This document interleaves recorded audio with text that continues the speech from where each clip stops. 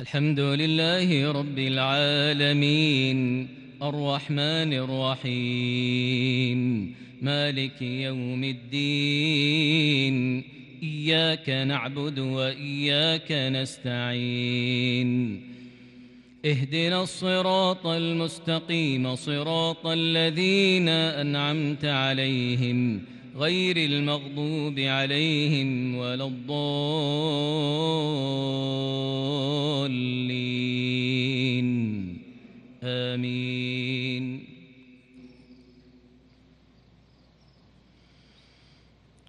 ولقد عهدنا إلى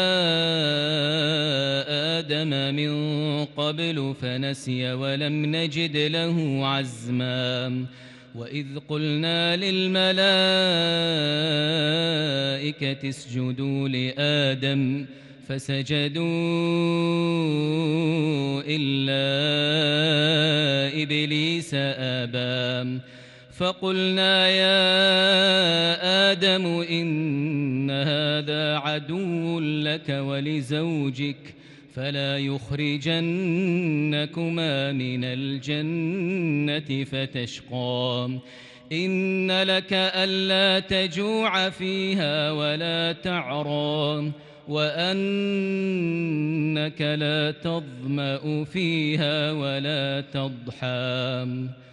فوسوس إليه الشيطان قال يا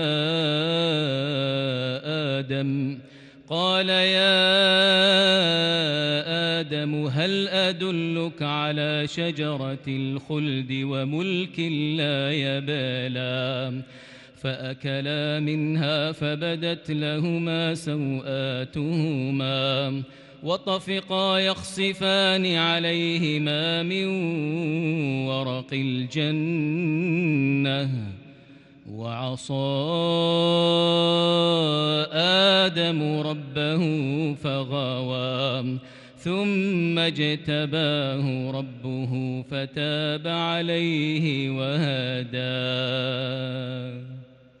قال اهبطا منها جميعا بعضكم لبعض عدو فإما يأتينكم مني هدى فمن اتبع هداي فلا يضل ولا يشقى ومن أعرض عن ذكري فإن له معيشة ضنكا ونحشره يوم القيامة أعمى قال رب لم حشرتني أعمى وقد كنت بصيرا